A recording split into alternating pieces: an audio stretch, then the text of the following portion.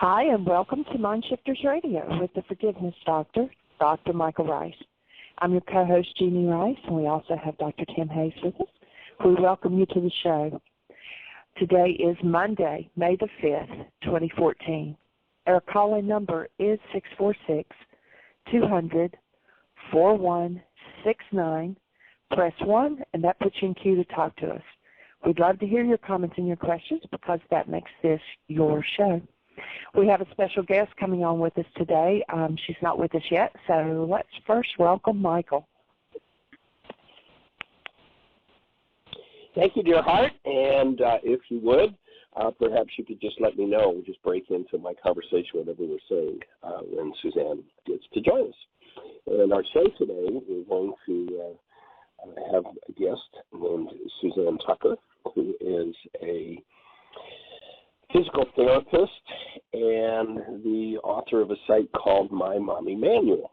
And she's just doing a lot of really awesome work with parents, moms in particular, but moms and dads. She does massage training for parents with babies. And a couple of weeks ago, Suzanne and I have worked together Suzanne and her husband and I have worked together for the last, probably almost 20 years now. They've been to Heartland and tuned into this work.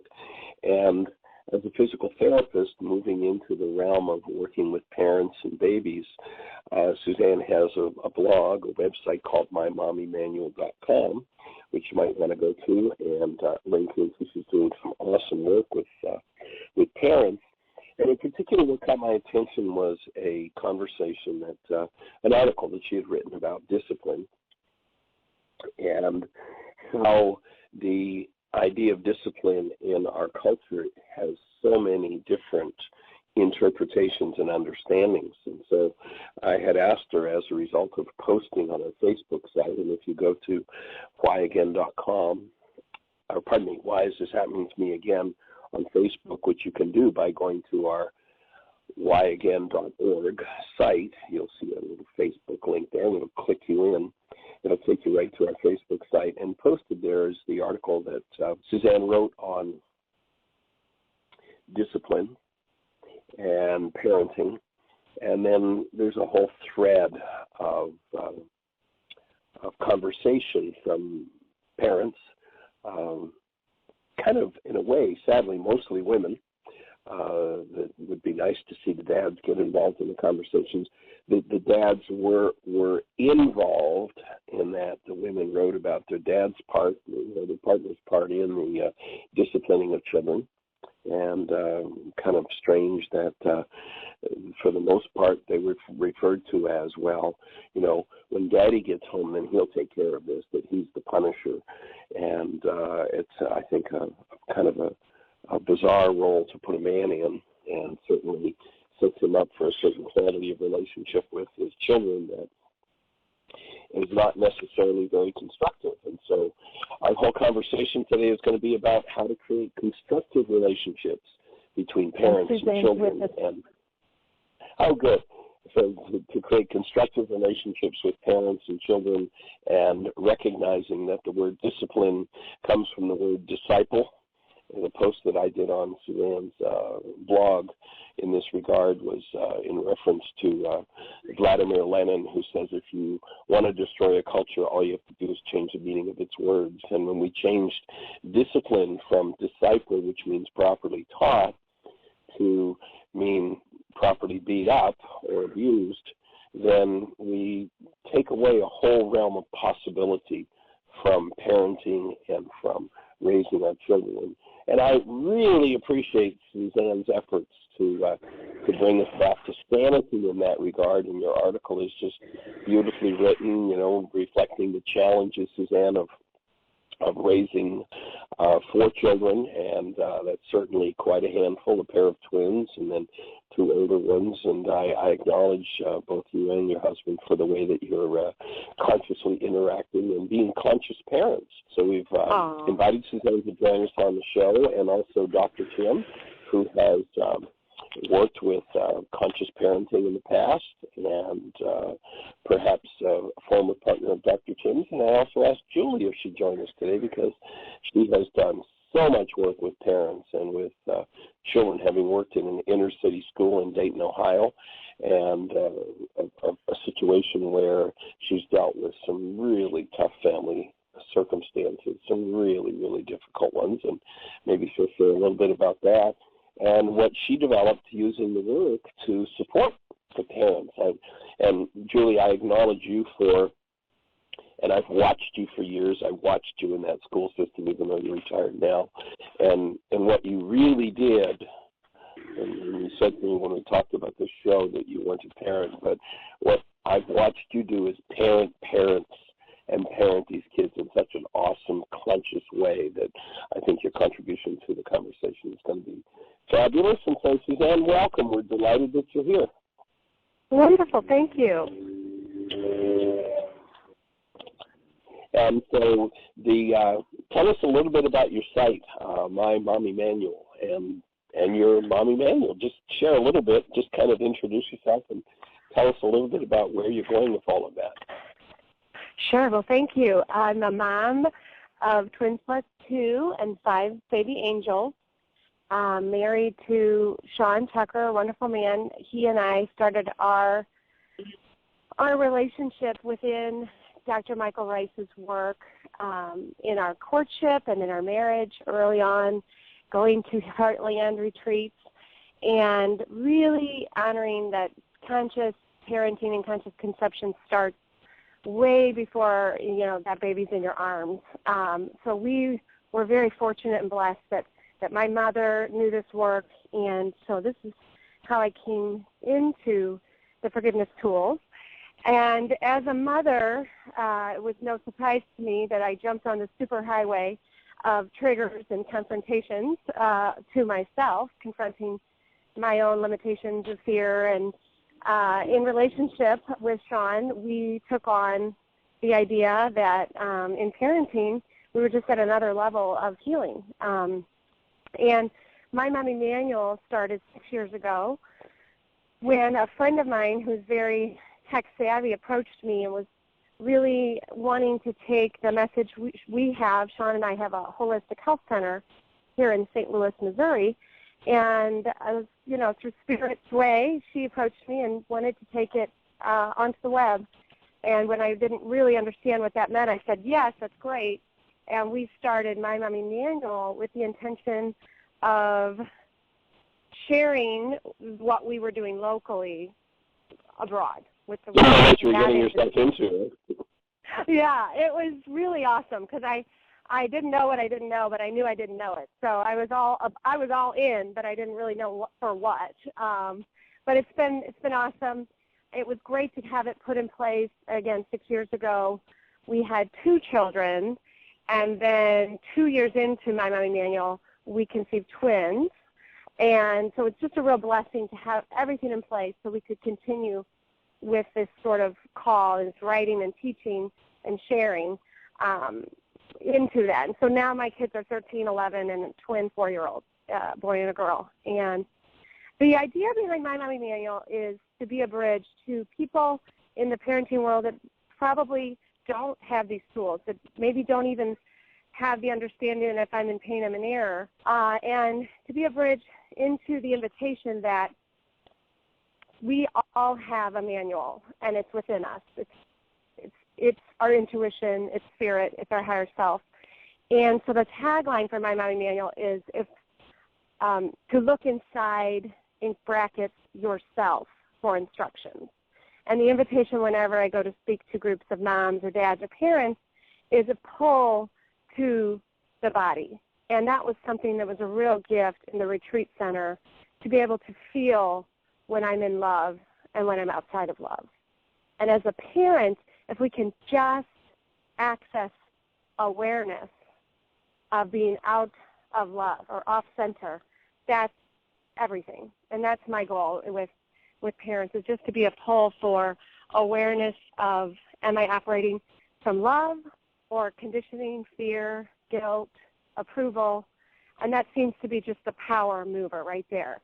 if parents can get it really that simple, then they can just start really moving mountains. So that is the work. That is my work. It's a website. We're largely based here in St. Louis, and the articles go all over the world. So that's pretty cool.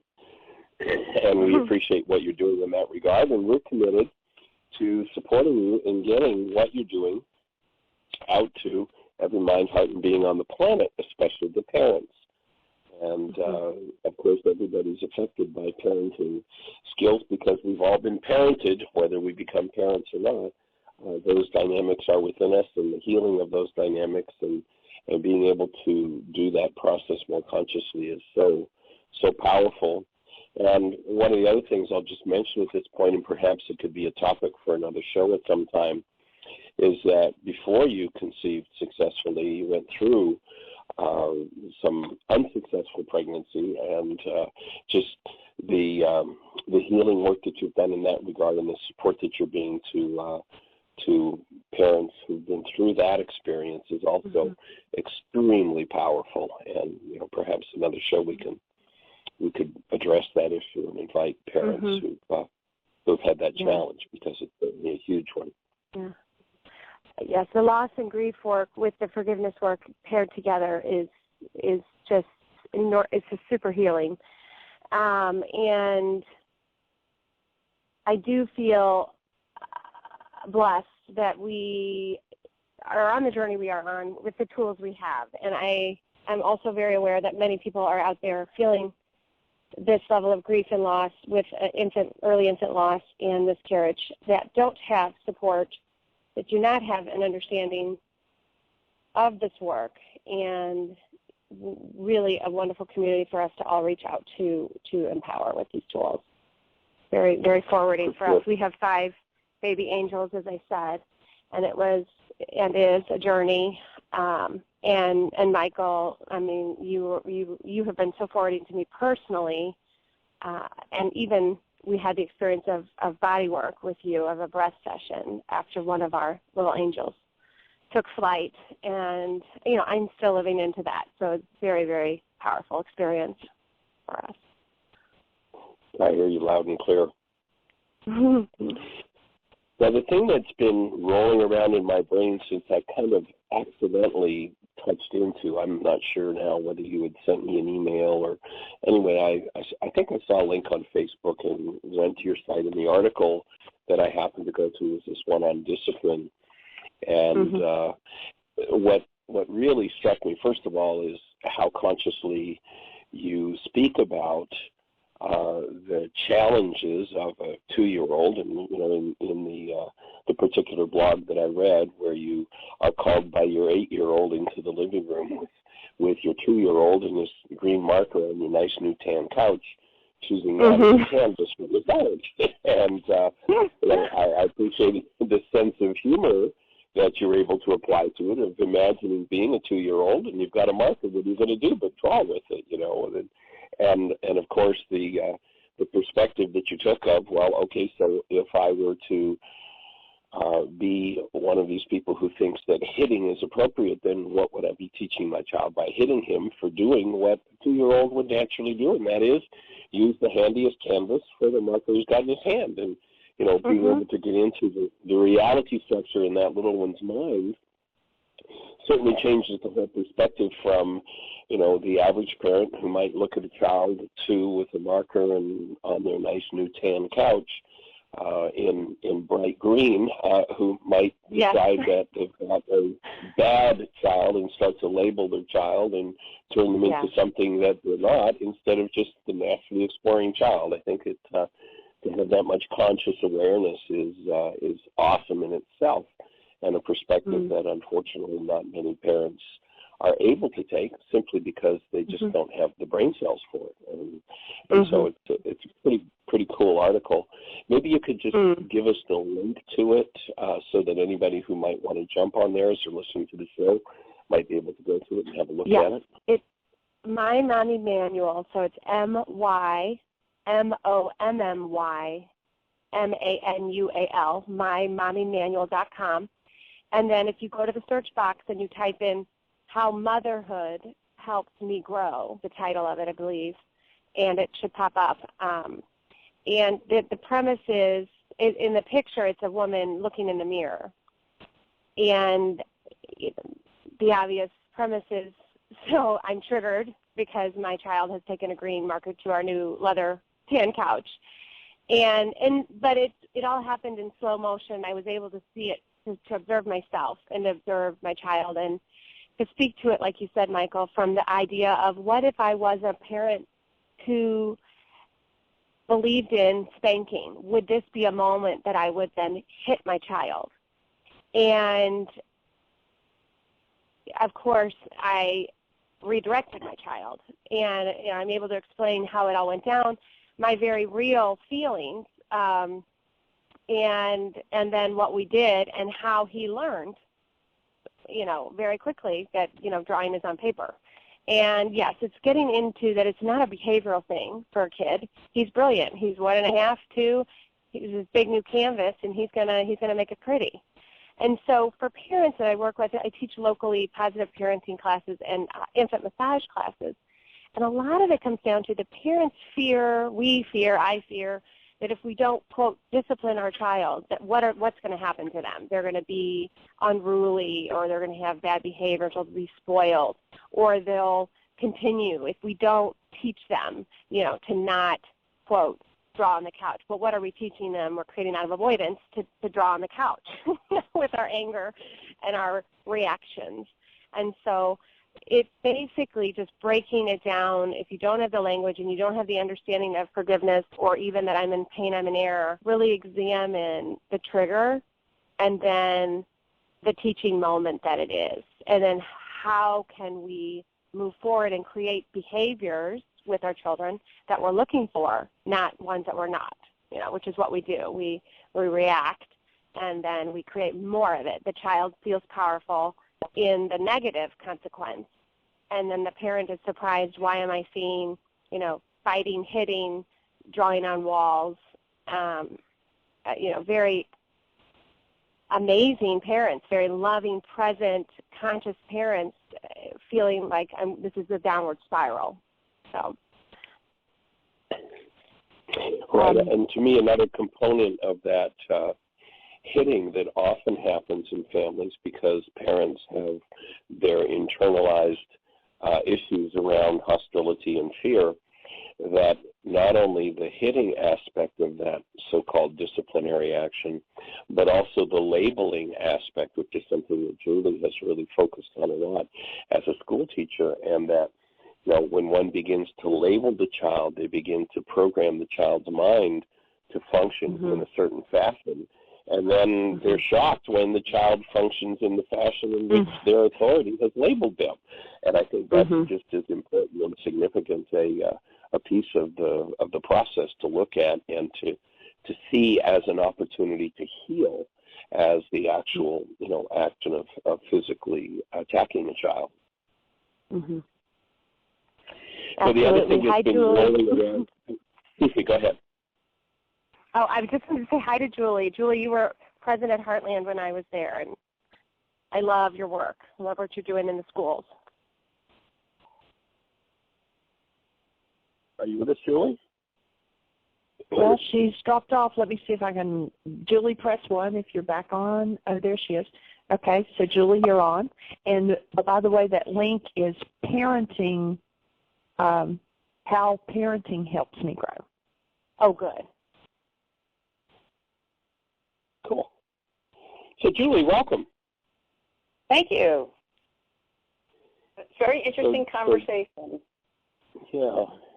And Suzanne was just acknowledging your work with kids, and so would love to have a thought or two from you before we move forward. Oh, all right. Well, I was really enjoying the whole communication. One of the things that I noticed in my classroom, and you talked about discipline, what I think most of the teachers fear is having the classroom be out of control. And I don't think we look at discipline as much as, the properly taught, versus I think more we're looking at control. And this is what I had to deal with. I was dealing with, well, how do I get these children to cooperate with me, meaning we work together to create a result that we like. And I had to do a lot of worksheets to begin to cooperate with my kids because I wanted to go into control. I figured if I can control them, then they will do the right thing, the appropriate thing. It wasn't, about disciplining them. It was about definitely control.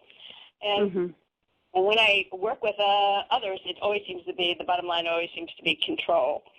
And so for me, I knew that I had to do my work, because there's a saying Michael used to say years ago, when you cooperate with life, life cooperates with you. And so I thought, well, these children are part of my life, I'm going to spend some time with them, and I want to learn how to cooperate with them. And then as I was cooperating with them, then I would get more of the intuition, the inner thoughts, the place of coming from a space of love versus from a space of I've got to get my needs met somehow or other in here. They've got to do what I think they should do, and we've got to get this job done. But when I was in the flow, which was cooperating, there was a lot more intuitive energy there, and there was a lot more love present in the room. And I realized I was the reflector. It was, I'm the sort of the head honcho, and if I can't do it, then they can't do it. If I can do it, they can do it. And so, as I was doing my work, I saw them, soften and start doing their work. What I learned from them was, if I drop all labels and really am present for them and teach them the rules, basically they began to empower themselves because they really wanted to cooperate. People think that children don't want to cooperate for some reason, and that's just actually not true. They want to cooperate. They want to follow the rules. Just let them know what the rules are and enforce the rules enough and say what you mean and mean what you say. Consistency. You got to from a. All right, the last thing I want to say, you're just coming from a place of authenticity and really being able to authentically, this is really what the rules are, and I'm going to stick to these. It's real important. Yeah. One of the things I acknowledge you for, Julie, is the fact that in your classroom, and looking at this issue of control, is that most parents want the control to be in their hands instead of being willing to turn the control over to the child of the child's own life. And how skillfully you did that you were able to teach the children, here's the way we work here are the rules, and I'm going to put you in control of your life, rather than the center, the locus of control being out here in my hands.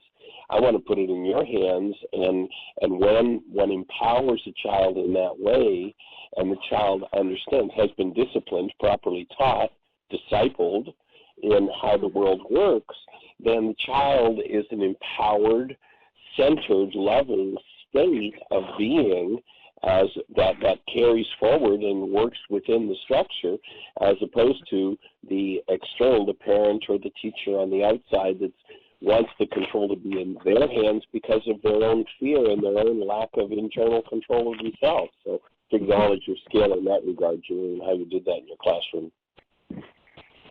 Thank you. That was really my blessing when I saw that happen, when I saw them actually take the ball and run with it.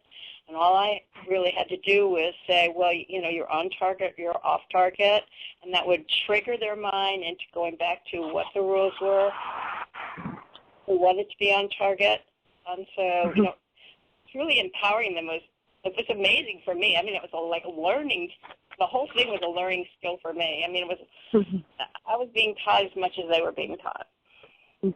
Perhaps you could just give us a quick rundown on that one event where the power was out and you ended up, because your alarm clock didn't work, being able to be in the classroom until, I don't remember what time, 10 o'clock or something. Perhaps you could just briefly share that story with us so anybody who's listening gets a sense of what it is we're talking about in empowering children and being in control through an understanding of the rules by which the world works and been properly taught in those rules. Okay, well, basically I taught the children what the rules were in school. Pretty much we had a target, a bullseye, and then there was an A, and then the next circle was a B, and the next circle was a C, and the next circle was a D, and the next circle was an F. And I taught them what grades meant also through that process. But when they were on target, they were in the center, they were an A. So they pretty much knew what the rules were. And so this particular day, our electricity was out, and when I get up, it's dark, and so I was not going to be able to get to school. The garage door totally is locked, and I called our secretary, and she said she would make sure that somebody was in my room. Well, she forgot all about it, and so by the time I really got to school was about 10:30, which the children arrived around 8:05, 8:10.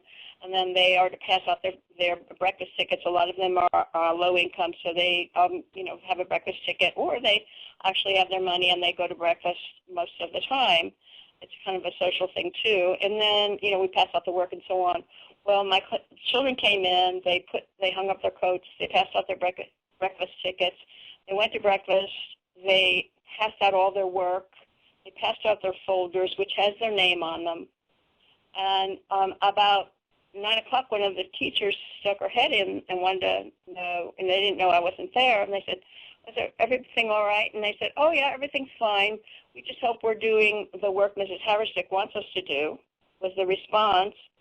And then they said, the teacher asked them, did they need any support? And they said, no, we're fine. Well, those children carried on as if I was not there. They used the pass to go to the bathroom if they needed to. They carried on that whole morning, and, really, it was almost the whole morning by the time I got there. And when I was coming down the hall, about 3 teachers greeted me, and they said, "Do you know that your class, with some of the behavior problems that are in there, et cetera, have been carrying on all morning without you?" And I was just so impressed, that I acknowledged the class, but I was so impressed that it really worked. I got to see it work, Yeah. and it was. Now you're talking about high school kids having done that, right? Yeah, this is 5, 6, and 7-year-olds. Yep, they totally handled it. It really, truly, it was like a moment in time where I felt like, wow, this is what we're talking about. This is really empowerment. Mhm. Yeah. Very cool. Very powerful. And so a parent, when they understand how to discipline and set up rules and properly teach the children that there are ways we behave and ways that we don't, empower the children to have that locus of control inside of them, which will serve them their whole lives long. It's just so amazing. It's a real gift to the parents when they step into discipline as lead and guide by example. We allow ourselves to then lead and be taught by our little teachers. And that's one thing we explore a lot on My Mama Manual is what we're learning from our little teachers, profound lessons to slow down, to be present, to do less and be more. And that's one of the neat things out of the parenting classes. Universal, people come to class because they want to change their child, and they leave 6 weeks later, and they realize the only thing that got transformed was themselves, and yet look at the behavior of their child. Their child has transformed. Last week's class, a mom said, I said, "How's it going at home?" She said, "I don't know. I mean, I really, I'm not sure, but I've been doing, I've been watching my words, and I feel like I'm thinking before I speak, and I haven't really done anything different with my child, but she's not having tantrums anymore, because they're thinking, I haven't used any tools. I haven't done anything to my kid. I haven't done anything to them. They're operating from a different place, and all of a sudden they're looking, they're saying, well, look at their actions are transformed. No more tantrums. And they don't really get it. Like, how is that happening? And eventually they get it. But at first they're just in awe that I've done nothing. My kid's not doing anything different. I'm the only one doing anything different here. And look, no more tantrums. So.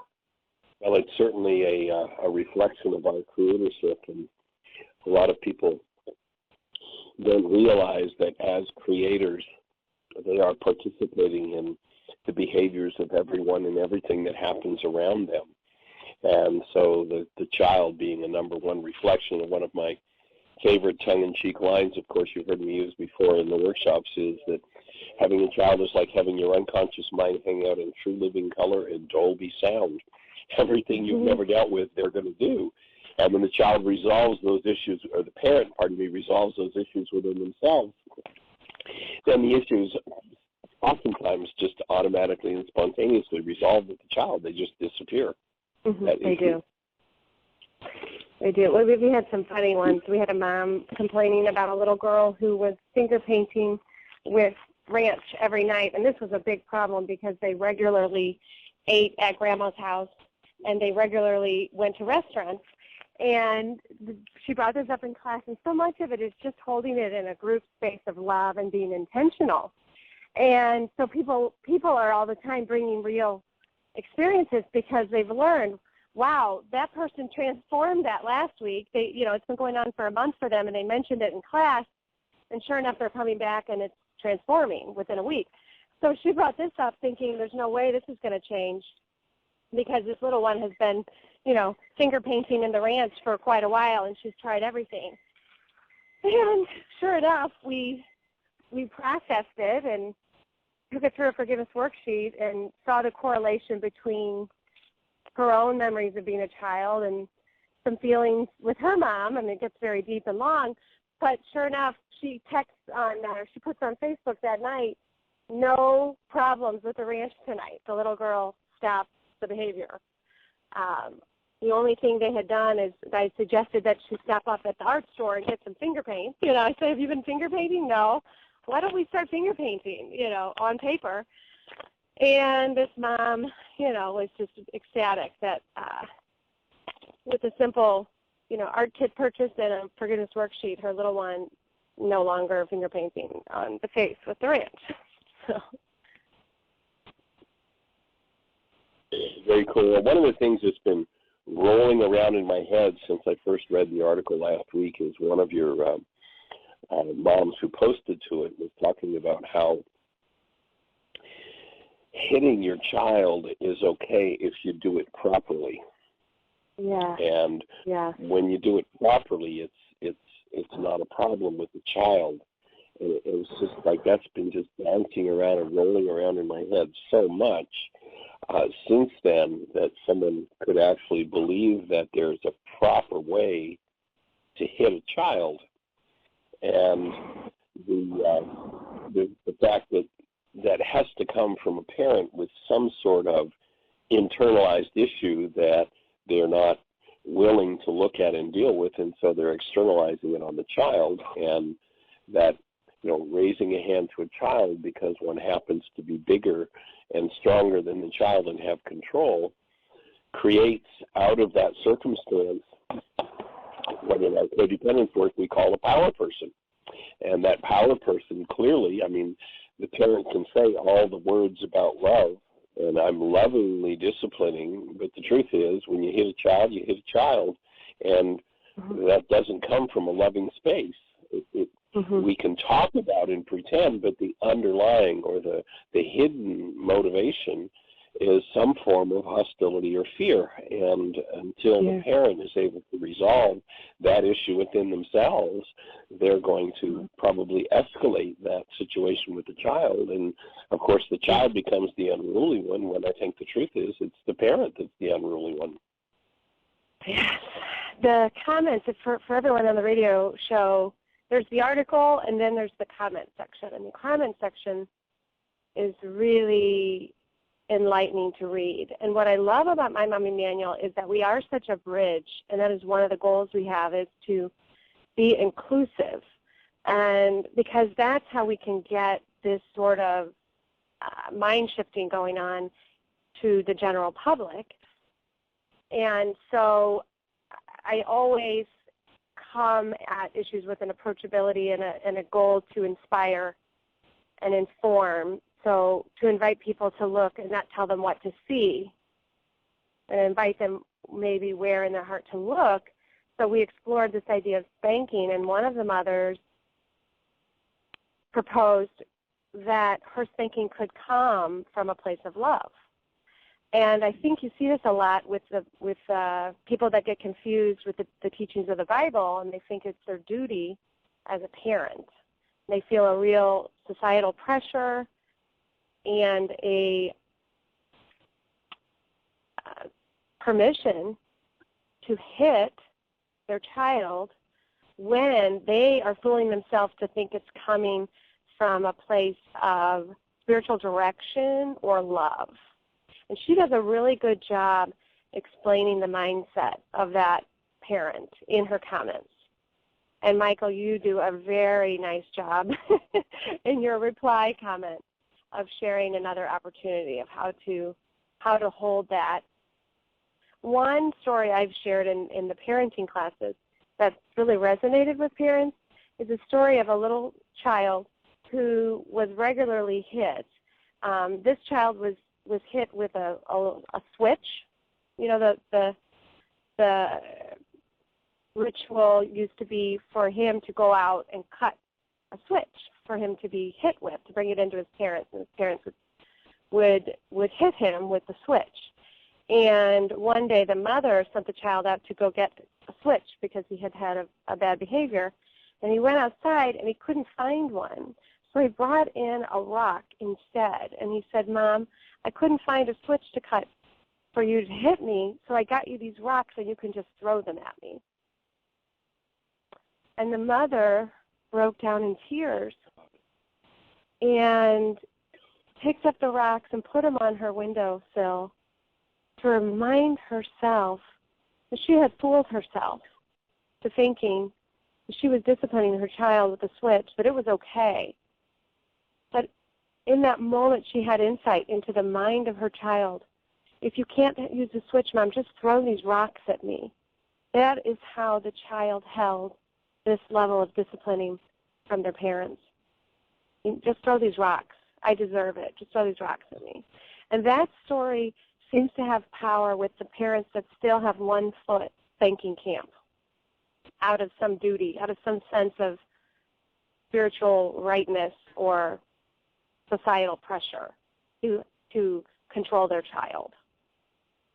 I share that. I hope that is useful or resonates with some out there listening. I have to breathe through it. Yeah.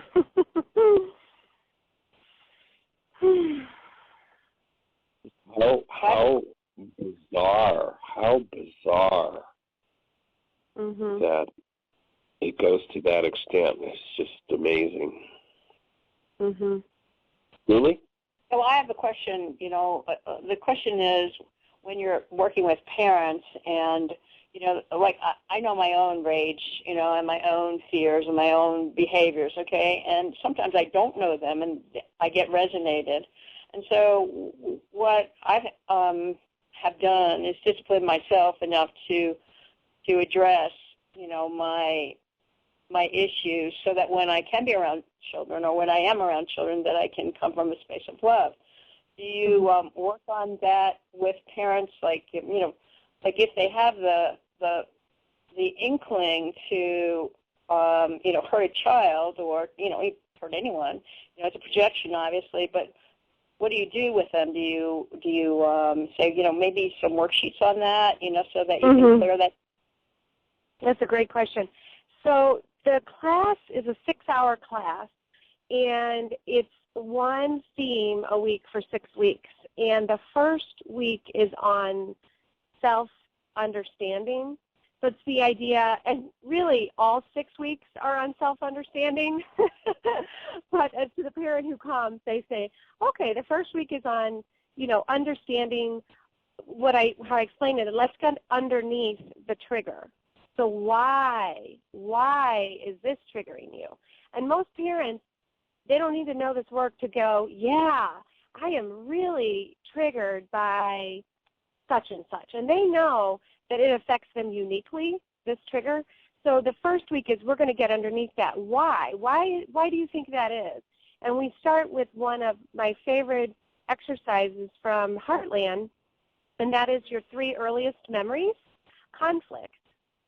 And that exercise is powerful for parents. They right away get a new context for the 6-hour class they're in, and they leave from that first week getting their involvement in the, quote, behaviors that they came to fix of their child. They walk away with an insight into, wow, usually it's, wow, look, I'm creating the same dynamics in my home. Aren't I powerful? We say, aren't you powerful? You're enrolling your children now into healing around this. So we start right off with that, self-understanding. And then week 2 is on balance. And so, again, we're talking about, your role in your child's behavior, but we're looking at a different facet. And in week 2, we really get at the pressures that families and parents specifically are feeling these days to be perfect and to be the Joneses and to not show any weaknesses, or, to be what I joke as the Facebook family. Families these days are bombarded with perfect. Visually, everybody's sharing their happy moments, their perfect happy children, and what's underneath Facebook is what's real.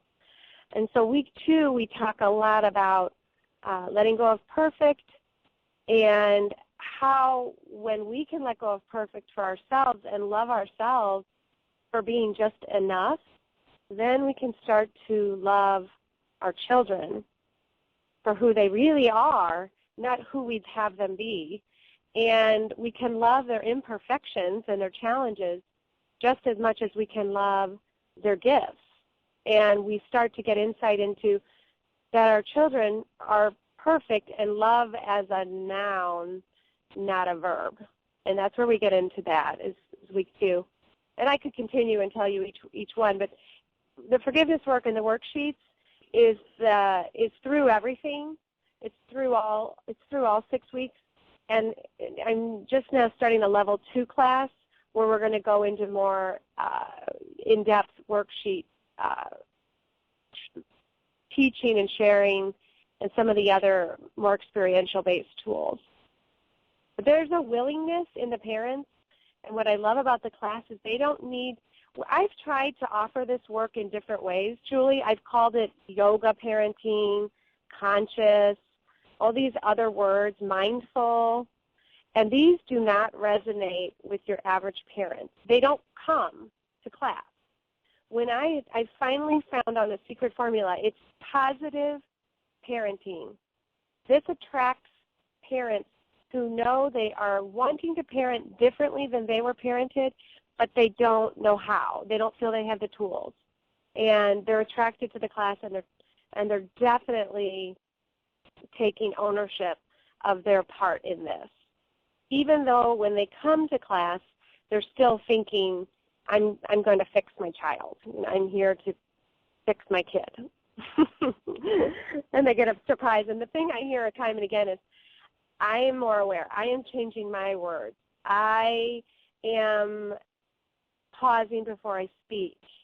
Or I am taking time for me for the first time in 4 years since I've had kids. I'm starting to recognize the importance of me time. And that's a whole topic we could talk about in the parenting world that is a real avenue for healing, is just the permission to remember to fill your cup and to take time for yourself. Well, and also it may be the time to take time for yourself to empty your cup. What you triggered when you were talking about that idea of the Facebook parent, the perfect parent, is Yeshua when he goes to a certain Pharisee's house for dinner. He's invited to dinner. And he doesn't first wash his hands. And the Pharisee looks at him and is just shocked that he didn't wash his hands before dinner, partake in the external ritual.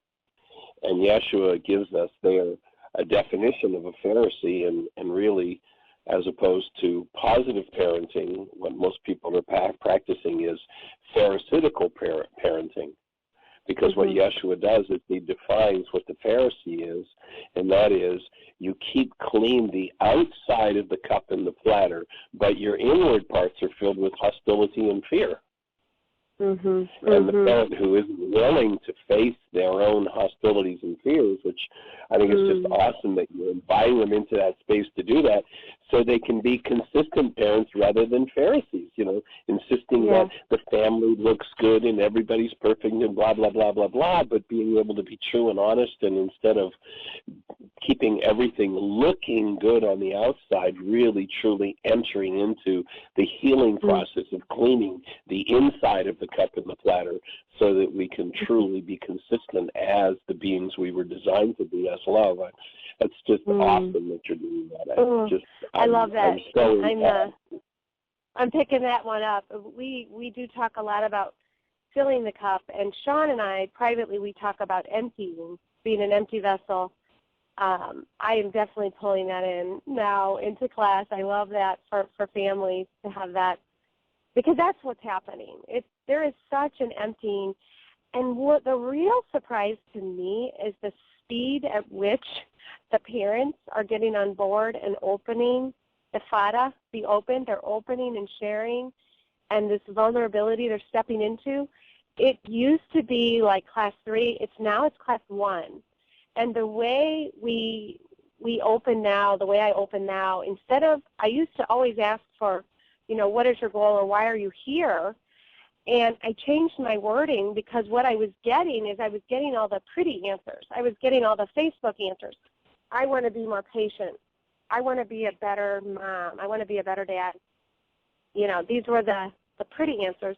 And when I changed my question, I now say, there's 2 things that has you here. Why are you here? And then there's what you want to get out of it, and then there's what has you here. And when I say that, I say what has you here is, yesterday I was braiding my daughter's hair, and she was micromanaging the braids such that I thought I was going to pull her hair out if she said another thing, and everybody laughed. And that's what has you here. Or what has me here is my 2-year-old. Every time we're outside in the front yard and I ask him to follow me or come with me and the neighbors are out, he runs the other way, and I'm so embarrassed, and everybody laughs and the heads go up and down. And so we begin class, and I ask, now you share, what has you here? And when we lead with that vulnerability, everybody in the circle, and there's usually about 15 in the circle, and we get a lot of couples, husbands and wives sharing, and they're all sharing their big trigger, So it's like mainlining right into what's operating for you. Is it wanting to be perfect? Is it feeling judged by others? Is it control? As you know, Michael, it's in our words, and they share the stories, and I just gently write down, with each family what's up for them and what has them here, and that seems to really help us get right into the ooey, juicy, good stuff. And the other thing is the heads going up and down as each parent shares around the circle. By the end of the circle, everyone knows they're in the right place, quote unquote. They feel like, this is great. This is a place I can really let my hair down. So I feel like that emptying and that letting go of the Facebook family and the perfect, it happens right at the beginning, and it creates a sacred space of truth and non-judgment in the space that is really important, that feeling of non-judgment, of, let's rephrase that, of acceptance, a feeling of acceptance. Whatever's going to be shared, I can be real and really share my heart. That's so powerful. That's so awesomely powerful. It's just, you're opening such an awesome space on the planet. And I know that Dr. Tim has also worked in that arena of working with parents. And a friend of his, Christy, I don't know whether Christy is with us today, but I know Dr. Tim is. So let's just invite Dr. Tim to share a few thoughts from his perspective and in the parenting realm. Tim? Well, my thoughts are, I'm just sitting here listening and taking notes about all the wonderful things that are being shared, and I'm in full agreement. The primary thing this talking about the need to be there in the moment and be aware, and the primary block for that for all of us is the garbage that's inside that we need to get out of. And then that's exactly where the conversation went. So, doing your own work and being able to focus internally and understand if I'm in pain, I'm in error is, I think, one of the primary keys. The next biggest thing, a little gem that has been so helpful for so many parents over the years. For a long time I've said to people, take a step back when this happens or that happens, and then they assume I'm telling them, hands off and just let your kids do whatever they want to do. And I say, no, please, when it comes to your children, take everything they do seriously and don't take anything they do personally. Mm-hmm. That's good. And if anything comes up and I feel upset, that's a personal response. If I'm worried that I'm going to look bad because my kids are misbehaving and I'm a psychologist and we live in a small town and everybody knows who I am, if that's my focus, the ship is already sunk. If I'm worried about how it's going to look, how it's going to reflect on me, now I'm hallucinating and I'm completely out of the picture, and there's no way I can give my child what my child needs. So I was just reminiscing this morning with an old friend, and she is just a few months older than I am, and we've known each other since the crib because our parents were in the Navy together. And I tell them that I tell my patients that the vast majority of things that I share with them that are useful, they didn't come from a psychology book, they didn't come from a doctorate level training class. They came from having really good parents and choosing really good mentors in life, and then the trial and error technique. So I feel blessed, and I'm glad to have knowledge that you're out there with this blog. I thoroughly enjoyed the article that Michael referred to last week, and I just want to congratulate you and encourage you to keep up the great work. Thank you, Dr. Tim. What a great sharing. Just hearing the stories everyone shares and the way they share the words, it's so forwarding, so forwarding. Because a lot of parents struggle with that very thing, what you just shared there, and the way you explained it. I will be picking that up. Well, I can see a book entitled "The Healing of the Pharisaical Parent," and dealing with that internal dynamic that's always under the surface of, the variety of things that we brought forward of, looking good, of being in control, of being perfect, of needing to be right, of having to put a show on for the community. Well, there's a whole other thing going on under the surface and opening the space. And it feels like, we have just begun to scratch the surface of the opening of the conversation, and our showtime is almost over. And I know Jeanie said that there was a hand up, so a couple of thoughts. One is we'll pull our caller in and just see if they have a question regarding parenting, and we'd like to limit it to that with today's show.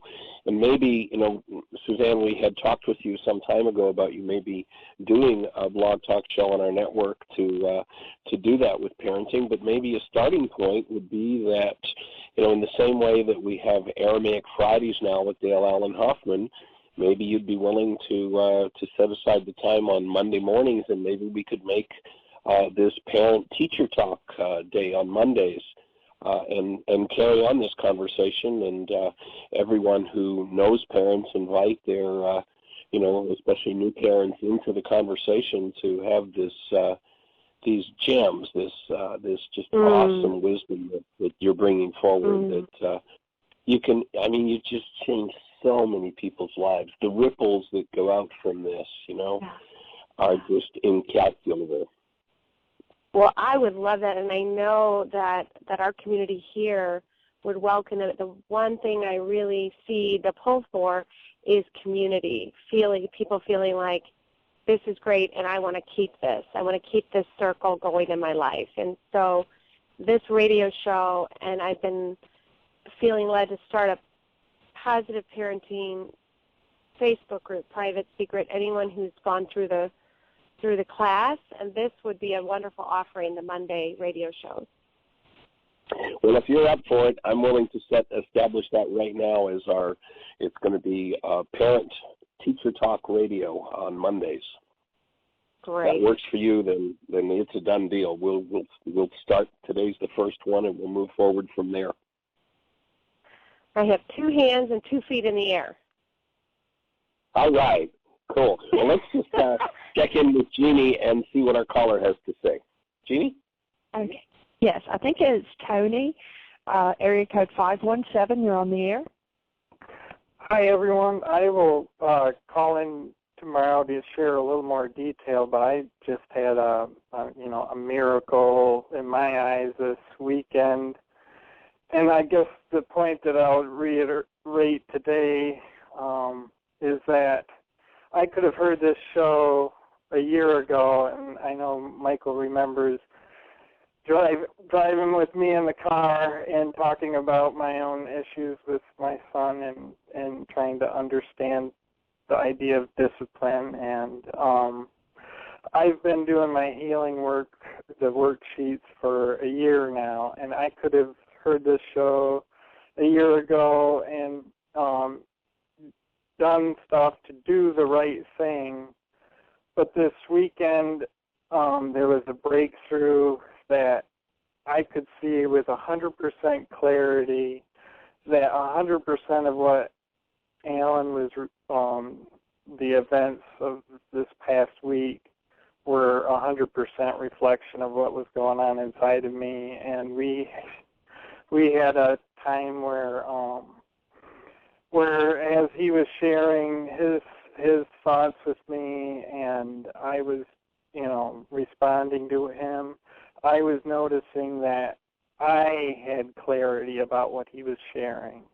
And it was through all the forgiveness that I've done, all the canceling of that stuff in me, which allowed me to get to a place that I could actually do real parenting, I guess. That's what I wanted to share today. And, it was so huge, so huge. Yeah. And we are getting down to just the last few seconds, so perhaps you could call into the show tomorrow and share a little more with us, Tony, in detail of what's happening, because it sounds like exactly the kind of thing that opens a space for all of us to understand and take to a new level. And I feel like we just so scratched the very, very surface of this topic that we could devote another 5-day-a-week radio show to it, but we'll go for parent-teacher talk Mondays from here on out and carry on with the conversation. In the meantime, if you're in the Tri-Cities area in Washington State, we'll be at the Center for Divine Science tonight and all this week doing a series of free workshops. Check out whyagain.org for the schedule, 7 to 9:30 for the next 5 nights. Saturday we'll be doing mind shifters and still point breathing. And then in 2 weeks, Jeanie will be in Bristol, Tennessee doing a women's workshop. And so lots of things happening. Check out the website. Give the universe the best gift you can possibly give. Have the best year of your eternal life.